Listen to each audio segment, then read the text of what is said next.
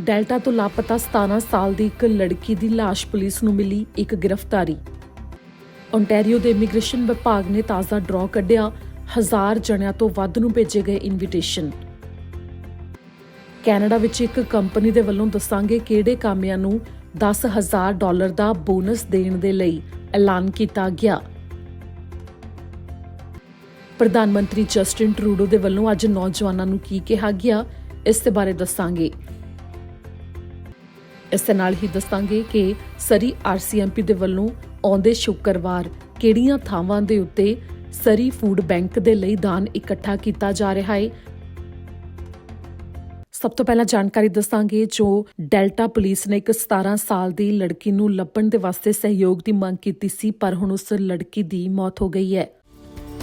Delta police ਦੇ ਵੱਲੋਂ ਜਾਣਕਾਰੀ ਦਿੱਤੀ ਗਈ ਹੈ ਕਿ 17 ਸਾਲਾ ਲੜਕੀ ਜੋ ਕਿ ਲਾਪਤਾ ਹੋਈ ਸੀ, ਜਿਸ ਨੂੰ ਲੱਭਣ ਦੇ ਵਾਸਤੇ ਪੁਲਿਸ ਤੇ ਪਰਿਵਾਰ ਵੱਲੋਂ ਸਹਿਯੋਗ ਮੰਗਿਆ ਜਾ ਰਿਹਾ ਸੀ, ਹੁਣ ਉਸ ਦੀ ਮ੍ਰਿਤਕ ਦੇਹ ਮਿਲੀ ਹੈ। ਜਿਸ ਦੇ ਬਾਰੇ ਡੈਲਟਾ ਪੁਲਿਸ ਨੇ ਜਾਣਕਾਰੀ ਦਿੰਦੇ ਹੋਏ ਦੱਸਿਆ ਕਿ 17 ਸਾਲਾ ਮਾਈਕੇ ਬਲੌਮ ਨਾਮਕ ਲੜਕੀ, ਜਿਸ ਨੂੰ ਕਿ ਲੱਭਣ ਦੇ ਵਾਸਤੇ ਉਹਨਾਂ ਦੇ ਵੱਲੋਂ 5 ਦਸੰਬਰ ਨੂੰ ਸਹਿਯੋਗ ਮੰਗਿਆ ਗਿਆ ਸੀ, ਜਿਸ ਦੇ ਲਾਪਤਾ ਹੋਣ ਦੇ ਬਾਰੇ ਪਰਿਵਾਰਕ ਮੈਂਬਰਾਂ ਨੇ ਜਾਣਕਾਰੀ ਦਿੱਤੀ ਸੀ, ਜਿਸ ਦੇ ਬਾਰੇ ਉਹਨਾਂ ਨੇ ਕਿਹਾ ਸੀ ਕਿ 3 ਦਸੰਬਰ 2021 ਤੋਂ ਬਾਅਦ ਉਹਨਾਂ ਨੇ ਮਾਈਕੇ ਬਲੌਮ ਨੂੰ ਨਹੀਂ ਦੇਖਿਆ ਤੇ ਪੁਲਿਸ ਅਧਿਕਾਰੀਆਂ ਦੇ ਕੋਲ ਦਸੰਬਰ 5 ਦੀ ਸ਼ਾਮ ਨੂੰ ਰਿਪੋਰਟ ਕੀਤਾ ਗਿਆ ਤੇ ਉਸ ਤੋਂ ਬਾਅਦ ਪੁਲਿਸ ਲੜਕੀ ਨੂੰ ਲਗਾਤਾਰ ਲੱਭ ਰਹੀ ਸੀ, ਪਰ ਦਸੰਬਰ 7 2021 ਦੀ ਸਵੇਰ ਨੂੰ ਮਾਈਕੇ ਦੀ ਦੇਹ ਪੁਲਿਸ ਨੂੰ ਮਿਲੀ। ਜਿਸ ਦੇ ਬਾਰੇ ਦੱਸਿਆ ਉਹਨਾਂ ਨੇ ਕਿ ਤਵਾਸਨ ਦੇ ਵਿੱਚ ਮੂਲ ਨਿਵਾਸੀਆਂ ਦੇ ਭਾਈਚਾਰੇ 'ਚ ਉਹਨਾਂ ਦੀ ਧਰਤੀ ਦੇ ਉੱਤੇ ਇੱਕ ਘਰ ਦੇ ਵਿੱਚੋਂ ਲੜਕੀ ਦੀ ਲਾਸ਼ ਮਿਲੀ ਹੈ, ਜਿਸ ਤੋਂ ਬਾਅਦ ਉੱਥੇ ਤੋਂ ਇੱਕ ਵਿਅਕਤੀ ਨੂੰ ਗ੍ਰਿਫਤਾਰ ਵੀ ਕੀਤਾ ਗਿਆ ਹੈ ਜੋ ਕਿ ਨਾਬਾਲਗ ਨਹੀਂ ਹੈ, ਜਿਵੇਂ ਕਿ ਲੜਕੀ ਨਾਬਾਲਗ ਸੀ। ਜਿਸ ਦੇ ਬਾਰੇ ਪੁਲਿਸ ਨੇ ਵੀ ਜਾਣਕਾਰੀ ਦਿੱਤੀ ਹੈ ਕਿ ਉਹਨਾਂ ਨੂੰ ਲੜਕੀ ਦੀ ਮੌਤ ਦਾ ਮਾਮਲਾ ਸ਼ੱਕੀ ਜਾਪ ਰਿਹਾ ਹੈ, ਜਿਸ ਦੇ ਬਾਰੇ ਹੋਰ ਜ਼ਿਆਦਾ ਜਾਂਚ ਉਹ ਕਰ ਰਹੇ ਨੇ, ਜਿਸ ਦੇ ਵਿੱਚ ਉਹਨਾਂ ਨੇ ਕਿਹਾ ਹੈ ਕਿ ਜਾਂਚ ਤੋਂ ਬਾਅਦ ਉਹ ਹੋਰ ਸਵਾਲਾਂ ਦੇ ਜਵਾਬ ਦੇਣਗੇ। ਹੁਣ ਜਾਣਕਾਰੀ ਜੋ ਮੌਂਟਰੀਅਲ ਤੋਂ ਇੱਕ ਕੰਪਨੀ ਦੇ ਵੱਲੋਂ ਐਲਾਨ ਕੀਤਾ ਗਿਆ ਹੈ ਕਾਮਿਆਂ ਨੂੰ $10,000 ਤੱਕ ਬੋਨਸ ਦੇਣ ਦੇ ਬਾਰੇ। ਮੌਂਟਰੀਅਲ ਤੋਂ ਇੱਕ ਜਾਣਕਾਰੀ ਸਾਹਮਣੇ ਆਈ ਹੈ, ਜਿੱਥੇ ਕਿ ਇੱਕ ਕੰਪਨੀ ਜੋ ਕਿ ਟਰੱਕਿੰਗ ਕੰਪਨੀ ਹੈ, ਉਹਨਾਂ ਨੇ ਐਲਾਨ ਕੀਤਾ ਹੈ ਕਿ ਜੋ ਉਹਨਾਂ ਦੇ ਟਰੱਕ ਡਰਾਈਵਰ ਨੇ ਉਹਨਾਂ ਨੂੰ $10,000 ਤੱਕ ਦਾ ਬੋਨਸ ਦਿੱਤਾ ਜਾਵੇਗਾ ਜੇਕਰ ਉਹ ਕੋਵਿਡ-19 ਦਾ ਟੀਕਾ ਲਗਵਾ ਲੈਂਦੇ ਨੇ, ਜਿਨ੍ਹਾਂ ਦੇ ਵੱਲੋਂ ਕੋਵਿਡ-19 ਦੇ ਟੀਕੇ ਦੀ ਪਹਿਲੀ ਡੋਜ਼ ਮੱਧ ਜਨਵਰੀ ਤੋਂ ਪਹਿਲਾਂ ਲਗਵਾ ਲਈ ਜਾਂਦੀ ਹੈ। ਫਿਊਲ ਟਰਾਂਸਪੋਰਟ ਕੰਪਨੀ ਹੈ, ਜਿਨ੍ਹਾਂ ਦੇ ਅਧੀਨ ਕਰੀਬ 300 ਕਾਮੇ ਆਉਂਦੇ ਨੇ, ਜਿਨ੍ਹਾਂ ਦੇ ਵਿੱਚੋਂ ਕਰੀਬ 90 ਕਾਮੇ ਨੇ ਜੋ ਉਹ ਟਰੱਕ ਡਰਾਈਵਰ ਨੇ, ਤੇ ਉਹਨਾਂ ਦੇ ਵਾਸਤੇ $10,000 ਤੱਕ ਬੋਨਸ ਦੇਣ ਦਾ ਐਲਾਨ ਕੀਤਾ ਗਿਆ ਹੈ। ਜਿਸ ਦੇ ਵਿੱਚ CEO ਰੌਬ ਪਿਕੋਨੀ ਦੇ ਵੱਲੋਂ ਜਾਣਕਾਰੀ ਦਿੱਤੀ ਗਈ ਹੈ ਕਿ ਜੇਕਰ ਉਹ ਅਜਿਹਾ ਕਰਦੇ ਨੇ, ਇਸ ਦੇ ਨਾਲ ਕੋਵਿਡ-19 ਦੇ ਟੀਕੇ ਜ਼ਿਆਦਾ ਕਾਮਿਆਂ ਦੇ ਵੱਲੋਂ ਲਗਵਾਏ ਜਾਣਗੇ, ਜਿਨ੍ਹਾਂ ਨੂੰ ਉਤਸ਼ਾਹਿਤ ਕਰਨ ਦੇ ਵਾਸਤੇ ਇਹ ਬੋਨਸ ਐਲਾਨਿਆ ਗਿਆ ਹੈ। ਜਿਵੇਂ ਕਿ ਇਸ ਸਮੇਂ ਕਾਮਿਆਂ ਦੀ ਕਮੀ ਦੇ ਨਾਲ ਵੀ ਕੰਪਨੀਆਂ ਜੂਝ ਰਹੀਆਂ ਨੇ, ਤੇ ਇਸ ਦੇ ਨਾਲ ਹੀ ਕਾਮਿਆਂ ਨੂੰ ਵੀ ਆਕਰਸ਼ਿਤ ਕਰਨ ਦੇ ਵਾਸਤੇ ਕੰਪਨੀ ਦੇ ਵੱਲੋਂ ਇਹ ਕਦਮ ਚੁੱਕਿਆ ਜਾ ਰਿਹਾ ਹੈ। ਇੱਥੇ ਇਹ ਵੀ ਜ਼ਿਕਰਯੋਗ ਹੈ ਕਿ ਟਰੱਕ ਡਰਾਈਵਰਾਂ ਲਈ 15 ਤਰੀਕ ਜਨਵਰੀ ਦੀ ਦੱਸੀ ਗਈ ਹੈ, ਜਿਸ ਤੋਂ ਪਹਿਲਾਂ ਉਹਨਾਂ ਦਾ ਫੁੱਲੀ ਵੈਕਸੀਨੇਟਡ ਹੋਣਾ ਜ਼ਰੂਰੀ ਹੈ ਜੇਕਰ ਉਹਨਾਂ ਨੇ ਬਾਰਡਰ ਪਾਰ ਕਰਕੇ ਕੈਨੇਡਾ ਦੇ ਵਿੱਚ ਦਾਖਲ ਹੋਣਾ ਹੈ, ਤੇ ਜੇਕਰ ਉਹ ਫੁੱਲੀ ਵੈਕਸੀਨੇਟਡ ਨਾ ਹੋਏ ਤਾਂ 15 ਜਨਵਰੀ ਤੋਂ ਬਾਅਦ ਉਹਨਾਂ ਨੂੰ ਬਾਰਡਰ ਤੋਂ ਹੀ ਵਾਪਸ ਭੇਜ ਦਿੱਤਾ ਜਾਵੇਗਾ। ਇਸ ਦੇ ਨਾਲ ਹੀ ਜੇਕਰ ਕੋਈ ਕੈਨੇਡਾ ਵਾਸੀ ਹੈ ਤੇ ਉਹਨਾਂ ਨੇ ਕੈਨੇਡਾ ਵਿੱਚ ਦਾਖਲ ਹੋਣਾ ਹੈ ਤਾਂ ਉਹਨਾਂ ਦੇ ਵਾਸਤੇ ਇਹ ਹੋਵੇਗਾ ਕਿ ਉਹਨਾਂ ਨੂੰ ਕੋਵਿਡ-19 ਦੇ ਟੈਸਟ ਦੀ ਨੈਗੇਟਿਵ ਰਿਪੋਰਟ ਦਿਖਾਉਣੀ ਪਵੇਗੀ ਤੇ ਨਾਲ ਹੀ 2 ਹਫ਼ਤੇ ਵਾਸਤੇ ਕੁਆਰੰਟਾਈਨ ਵੀ ਕਰਨਾ ਪਵੇਗਾ ਜੇਕਰ ਉਹਨਾਂ ਨੇ ਟੀਕੇ ਨਾ ਲਗਵਾਏ ਹੋਏ। ਫਿਊਲ ਟਰਾਂਸਪੋਰਟ ਕੰਪਨੀ ਦਾ ਕਹਿਣਾ ਹੈ ਕਿ ਉਹਨਾਂ ਦੇ ਵੱਲੋਂ ਜਿਹੜੇ ਉਹਨਾਂ ਦੇ ਟਰੱਕ ਡਰਾਈਵਰ ਹੋਣਗੇ ਉਹਨਾਂ ਦੇ ਵਾਸਤੇ $10,000 ਤੱਕ ਦੇ ਜੋ ਬੋਨਸ ਦਾ ਐਲਾਨ ਕੀਤਾ ਗਿਆ ਹੈ, ਇਹ 12 ਮਹੀਨੇ ਦੇ ਵਿੱਚ ਦਿੱਤਾ ਜਾਵੇਗਾ। ਇੱਥੇ ਜ਼ਿਕਰਯੋਗ ਹੈ ਕਿ ਜਿਵੇਂ ਕੰਪਨੀ ਦੇ ਅਧੀਨ 90 ਟਰੱਕ ਡਰਾਈਵਰ ਨੇ, ਜੇਕਰ ਸਾਰੇ ਹੀ ਫੁੱਲੀ ਵੈਕਸੀਨੇਟਡ ਹੋ ਜਾਂਦੇ ਨੇ ਜਾਂ ਫਿਰ ਇੱਕ ਟੀਕਾ ਉਹਨਾਂ ਦੇ ਵੱਲੋਂ ਲਗਵਾ ਲਿਆ ਜਾਂਦਾ ਹੈ 15 ਜਨਵਰੀ ਤੋਂ ਪਹਿਲਾਂ, ਤਾਂ ਕੰਪਨੀ ਕਰੀਬ $9 ਲੱਖ ਦਾ ਬੋਨਸ ਦੇਵੇਗੀ ਅਗਲੇ ਸਾਲ ਦੇ ਵਿੱਚ। ਅਧਿਕਾਰੀਆਂ ਨੇ ਇਹ ਵੀ ਦੱਸਿਆ ਕਿ ਮੌਂਟਰੀਅਲ ਦੇ ਵਿੱਚ ਜਿਹੜੀਆਂ ਟਰੱਕਿੰਗ ਕੰਪਨੀਆਂ ਨੇ ਉਹਨਾਂ ਵਿੱਚ ਕਰੀਬ 85% ਟਰੱਕ ਡਰਾਈਵਰ ਪਹਿਲਾਂ ਤੋਂ ਕੋਵਿਡ-19 ਦੇ ਟੀਕੇ ਲਗਵਾ ਚੁੱਕੇ ਨੇ। ਅੱਗੇ ਜਾਣਕਾਰੀ ਜੋ ਸਮਰ ਲੀਡਰਸ਼ਿਪ ਪ੍ਰੋਗਰਾਮ ਦੇ ਵਾਸਤੇ ਰਜਿਸਟ੍ਰੇਸ਼ਨ ਖੁੱਲ੍ਹ ਚੁੱਕੀ ਹੈ ਤੇ ਪ੍ਰਧਾਨ ਮੰਤਰੀ ਜਸਟਿਨ ਟਰੂਡੋ ਦੇ ਵੱਲੋਂ ਵੀ ਨੌਜਵਾਨਾਂ ਨੂੰ ਇਸ ਦੇ ਵਿੱਚ ਭਾਗ ਲੈਣ ਦੇ ਵਾਸਤੇ ਉਤਸ਼ਾਹਿਤ ਕੀਤਾ ਗਿਆ।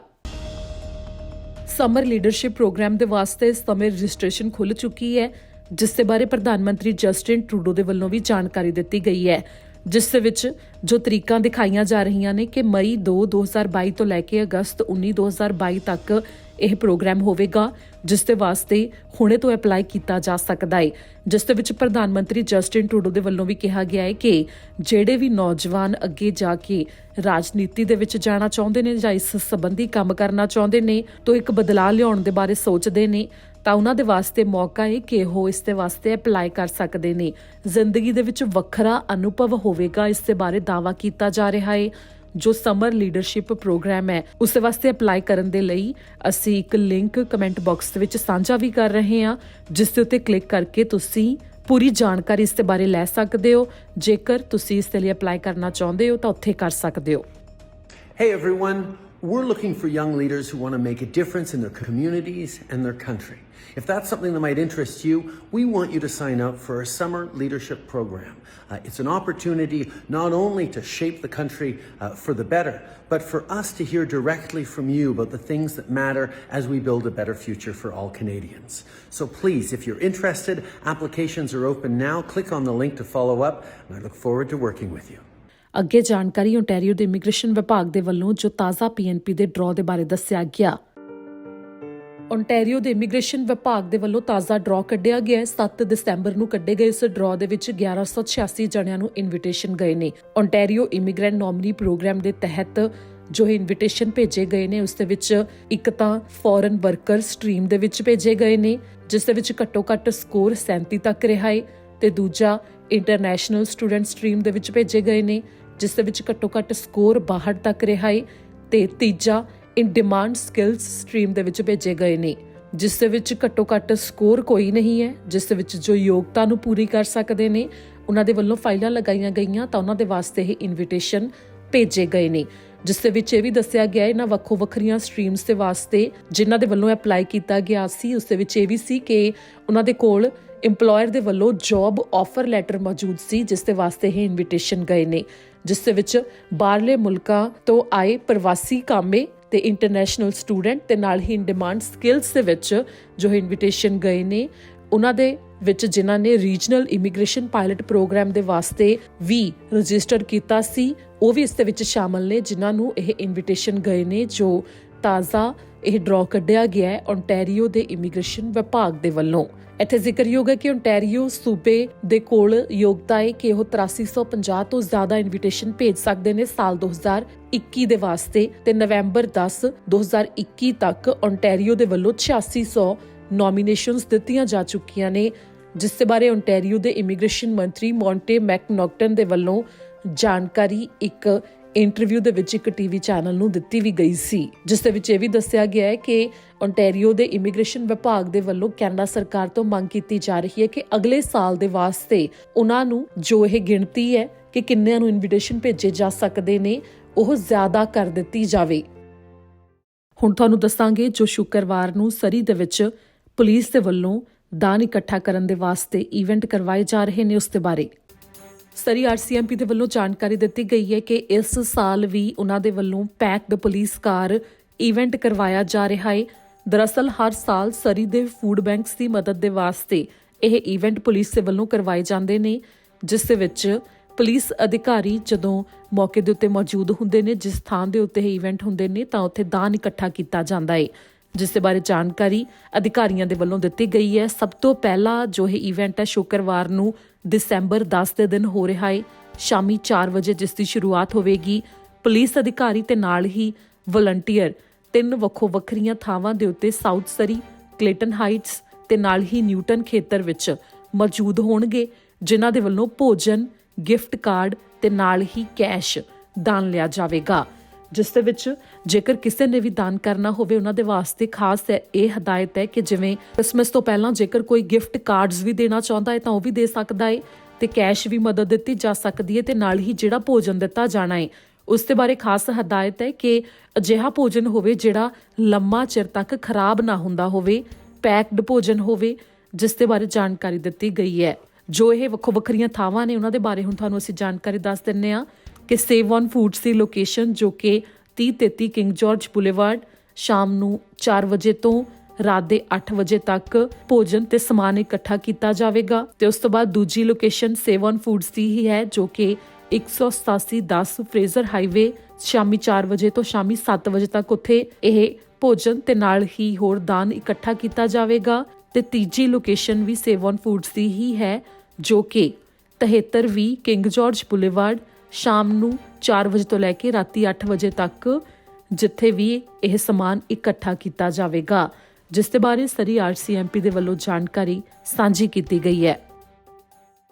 ਅੱਗੇ ਜਾਣਕਾਰੀ ਜੋ ਨਾਰਥ ਡੈਲਟਾ ਤੋਂ ਅਨਮੋਲ ਜਗਤ ਨਾਮਕ ਨੌਜਵਾਨ ਲਾਪਤਾ ਸੀ,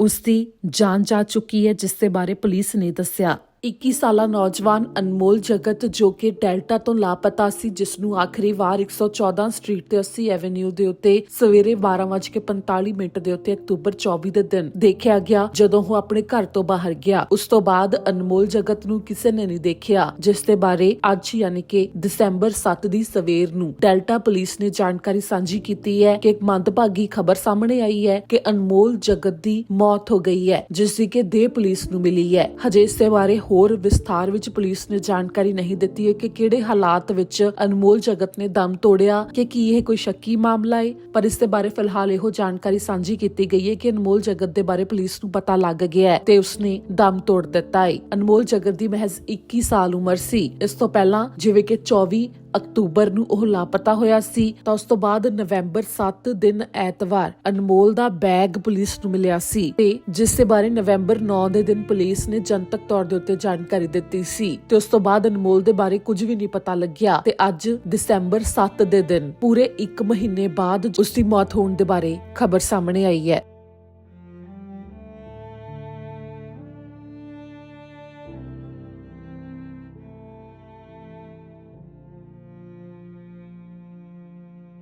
ਹੁਣ ਤੁਹਾਨੂੰ ਦੱਸਾਂਗੇ ਜੋ ਇਮੀਗ੍ਰੇਸ਼ਨ ਦੇ ਕੰਮ ਦੀ ਪ੍ਰਕਿਰਿਆ ਹੌਲੀ ਚੱਲ ਰਹੀ ਹੈ, ਉਸ ਦੇ ਉੱਤੇ NDP ਦੇ ਵੱਲੋਂ MP ਜੈਨੀ ਕਵਾਨ ਦੇ ਵੱਲੋਂ ਕਿਸ ਤਰ੍ਹਾਂ ਨਿਖੇਧੀ ਕੀਤੀ ਗਈ।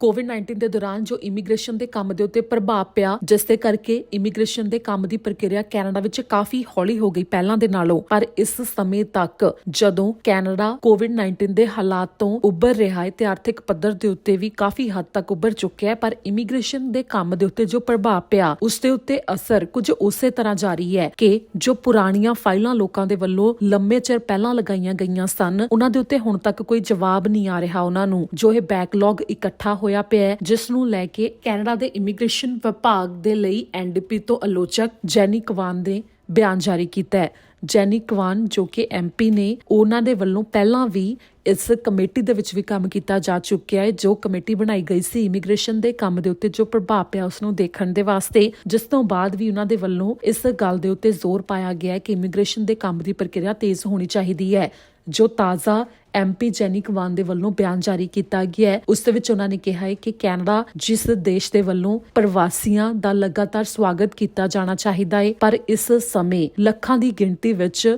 ਇਮੀਗ੍ਰੇਸ਼ਨ ਐਪਲੀਕੇਸ਼ਨਸ ਅਜਿਹੀਆਂ ਪਈਆਂ ਨੇ ਜੋ ਕਿ ਪ੍ਰਕਿਰਿਆ ਦੇ ਅਧੀਨ ਨੇ, ਜਿਸ ਦੇ ਵਿੱਚ ਵੱਡੇ ਪੱਧਰ ਦੇ ਉੱਤੇ ਬੈਕਲੌਗ ਪਏ ਨੇ, ਜੋ ਇਮੀਗ੍ਰੇਸ਼ਨ ਦੀ ਹਰ ਸਟਰੀਮ ਦੇ ਵਿੱਚ ਪਏ ਨੇ। ਇਹ ਨਹੀਂ ਹੈ ਕਿ ਕਿਸੇ ਇਮੀਗ੍ਰੇਸ਼ਨ ਦੀ ਸਟਰੀਮ ਦੇ ਵਿੱਚ ਕੰਮ ਜ਼ਿਆਦਾ ਤੇਜ਼ ਹੋ ਰਿਹਾ ਹੈ ਜਾਂ ਕਿਸੇ ਦੇ ਵਿੱਚ ਹੀ ਹੌਲੀ ਹੈ। ਜਿਸ ਦੇ ਵਿੱਚ ਜੇਕਰ ਗੱਲ ਕਰੀਏ, ਕਿਸੇ ਨੇ ਓਪਨ ਵਰਕ ਪਰਮਿਟ ਦੇ ਵਾਸਤੇ ਅਪਲਾਈ ਕੀਤਾ ਹੋਇਆ ਹੈ, ਕਿਸੇ ਨੇ ਆਪਣੇ ਪਰਿਵਾਰਕ ਮੈਂਬਰਾਂ ਨੂੰ ਕੈਨੇਡਾ ਵਿੱਚ ਬੁਲਾਉਣ ਦੇ ਵਾਸਤੇ ਅਪਲਾਈ ਕੀਤਾ ਹੋਇਆ ਹੈ, ਜਾਂ ਫਿਰ ਕਿਸੇ ਦੇ ਵੱਲੋਂ PR ਹੀ ਲਗਾਈ ਗਈ ਹੈ। ਕੰਮ ਦੇ ਵਿੱਚ ਹੋ ਰਹੀ ਦੇਰੀ ਦੇ ਕਰਕੇ ਪਰਿਵਾਰਾਂ ਦੇ ਉੱਤੇ ਕਾਫੀ ਜ਼ਿਆਦਾ ਬੁਰਾ ਪ੍ਰਭਾਵ ਪੈ ਰਿਹਾ ਹੈ। ਇਸ ਦੇ ਬਾਰੇ ਜੈਨੀ ਕਵਾਨ ਦੇ ਵੱਲੋਂ ਜ਼ਿਕਰ ਕੀਤਾ ਗਿਆ, ਜਿਸ ਦੇ ਵਿੱਚ ਉਹਨਾਂ ਨੇ ਕਿਹਾ ਕਿ ਫਾਈਲਾਂ ਜੋ ਕਿ ਪਰਿਵਾਰਾਂ ਦੇ ਵੱਲੋਂ ਇੱਕ ਦੂਜੇ ਨੂੰ ਬੁਲਾਉਣ ਦੇ ਵਾਸਤੇ ਪਰਿਵਾਰਕ ਮੈਂਬਰਾਂ ਦੇ ਲਈ ਲਗਾਈਆਂ ਗਈਆਂ, ਉਸ ਦੇ ਵਿੱਚ ਜੋ ਇਹ ਦੇਰੀ ਹੋ ਰਹੀ ਹੈ, ਉਸ ਦੇ ਵਿੱਚ ਲੋਕਾਂ ਨੂੰ ਦਿਨ ਰਾਤ ਚਿੰਤਾ ਦਾ ਸਾਹਮਣਾ ਕਰਨਾ ਪੈ ਰਿਹਾ ਹੈ, ਜਿਸ ਦੇ ਵਿੱਚ ਪਰਿਵਾਰ ਅੱਗੇ ਨਹੀਂ ਵਧ ਪਾ ਰਹੇ, ਜੋ ਕਿ ਪਰਿਵਾਰਾਂ ਦੇ ਲਈ ਕਾਫੀ ਜ਼ਿਆਦਾ ਦਿੱਕਤ ਦਾ ਕਾਰਨ ਵੀ ਬਣਿਆ ਹੋਇਆ ਹੈ। ਜਿਸ ਦੇ ਵਿੱਚ ਇੱਕ ਉਦਾਹਰਣ ਵੀ ਸਾਂਝੀ ਕੀਤੀ ਗਈ ਜੈਨੀ ਕਵਾਨ ਦੇ ਵੱਲੋਂ ਕਿ ਇੱਕ ਮਾਂ ਜੋ ਕਿ ਆਪਣੀ ਬੱਚੀ ਤੇ ਨਾਲ ਹੀ ਆਪਣੇ ਪਤੀ ਤੋਂ 2 ਸਾਲ ਤੋਂ ਦੂਰ ਹੈ, ਉਸ ਦੇ ਵੱਲੋਂ MP ਜੈਨੀ ਕਵਾਨ ਦੇ ਕੋਲ ਆ ਕੇ ਅਪੀਲ ਕੀਤੀ ਗਈ ਕਿ ਆਪਣੇ ਪਰਿਵਾਰ ਦੇ ਨਾਲ ਮਿਲਣਾ ਉਹ ਚਾਹੁੰਦੀ ਹੈ, ਜਿਸ ਦੇ ਵਾਸਤੇ ਉਸ ਦੀ ਮਦਦ ਕੀਤੀ ਜਾਵੇ ਕਿ ਉਹ ਆਪਣਿਆਂ ਦੇ ਨਾਲ ਰਹਿ ਸਕੇ। ਪਰਿਵਾਰਕ ਮੈਂਬਰ ਇੱਕ ਦੂਜੇ ਤੋਂ ਹੀ ਲੰਮੇ ਸਮੇਂ ਤੋਂ ਦੂਰ ਰਹਿ ਰਹੇ ਨੇ, ਜਿਸ ਦੇ ਪਿੱਛੇ ਇਸ ਸਮੇਂ ਇਮੀਗ੍ਰੇਸ਼ਨ ਦੇ ਕੰਮ ਦੀ ਪ੍ਰਕਿਰਿਆ ਜੋ ਹੌਲੀ ਹੋਈ ਹੈ, ਉਸ ਨੂੰ ਕਾਰਨ ਦੱਸਦੇ ਹੋਏ ਜੈਨੀ ਕਵਾਨ ਦੇ ਵੱਲੋਂ ਜ਼ੋਰ ਪਾਇਆ ਗਿਆ ਕਿ ਕੈਨੇਡਾ ਸਰਕਾਰ ਨੂੰ ਇਸ ਦੇ ਉੱਤੇ ਤੇਜ਼ੀ ਦੇ ਨਾਲ ਕਦਮ ਚੁੱਕਣੇ ਚਾਹੀਦੇ ਨੇ ਤੇ ਇਮੀਗ੍ਰੇਸ਼ਨ ਵਿਭਾਗ ਨੂੰ ਪ੍ਰਕਿਰਿਆ ਤੇਜ਼ ਕਰਨੀ ਚਾਹੀਦੀ ਹੈ, ਜਿਸ ਦੇ ਵਾਸਤੇ ਸਹੀ ਬਣਦੇ ਕਦਮ ਨਹੀਂ ਚੁੱਕੇ ਜਾ ਰਹੇ। ਇਹ ਵੀ ਜ਼ਿਕਰ ਉਹਨਾਂ ਨੇ ਕੀਤਾ। ਨਾ ਸਿਰਫ ਇਹ ਜਿਨ੍ਹਾਂ ਨੇ ਕੈਨੇਡਾ ਆਉਣ ਦੇ ਵਾਸਤੇ ਫਾਈਲਾਂ ਅਪਲਾਈ ਕੀਤੀਆਂ ਹੋਈਆਂ ਨੇ, ਸਗੋਂ ਕੈਨੇਡਾ ਦੇ ਵਿੱਚ ਵੀ ਜਿਨ੍ਹਾਂ ਨੇ ਸਿਟੀਜ਼ਨਸ਼ਿਪ ਦੇ ਵਾਸਤੇ ਵੀ ਅਪਲਾਈ ਕੀਤਾ ਹੋਇਆ ਹੈ, ਉਹਨਾਂ ਨੂੰ ਵੀ ਸਹੀ ਸਰਵਿਸ ਨਹੀਂ ਮਿਲ ਰਹੀ, ਇਸ ਦੇ ਬਾਰੇ ਵੀ ਦਾਅਵਾ ਕੀਤਾ ਗਿਆ ਹੈ। ਇੱਥੇ ਜ਼ਿਕਰਯੋਗ ਹੈ ਕਿ ਇਮੀਗ੍ਰੇਸ਼ਨ ਵਿਭਾਗ ਦੇ ਵੱਲੋਂ ਪਹਿਲਾਂ ਹੀ ਬਿਆਨ ਜਾਰੀ ਕਰ ਦਿੱਤਾ ਗਿਆ ਸੀ ਇਸ ਦੇ ਉੱਤੇ, ਜੋ ਇਸ ਸਮੇਂ ਫਾਈਲਾਂ ਦੀ ਪ੍ਰਕਿਰਿਆ ਹੌਲੀ ਚੱਲ ਰਹੀ ਹੈ ਕਿ ਇਸ ਸਮੇਂ ਉਹਨਾਂ ਦਾ ਧਿਆਨ ਜੋ ਅਫਗਾਨਿਸਤਾਨ ਤੋਂ ਰਿਫਿਊਜੀ ਲਿਆਂਦੇ ਗਏ ਉਸ ਕੰਮ ਦੇ ਉੱਤੇ ਕੇਂਦਰਿਤ ਹੈ ਤੇ ਨਾਲ ਹੀ ਪਹਿਲ ਦੇ ਆਧਾਰ ਦੇ ਉੱਤੇ ਜੋ 90,000 ਜਿਹੜਿਆਂ ਨੂੰ ਪੱਕੇ ਕਰਨ ਦਾ ਪ੍ਰੋਗਰਾਮ ਲਿਆਂਦਾ ਗਿਆ, ਉਸ ਦੇ ਵਿੱਚ ਜਿਨ੍ਹਾਂ ਨੇ ਫਾਈਲਾਂ ਲਗਾਈਆਂ ਨੇ ਉਹਨਾਂ ਨੂੰ PR ਦਿੱਤੇ ਜਾਣ ਦਾ ਕੰਮ ਕੀਤਾ ਜਾ ਰਿਹਾ ਹੈ।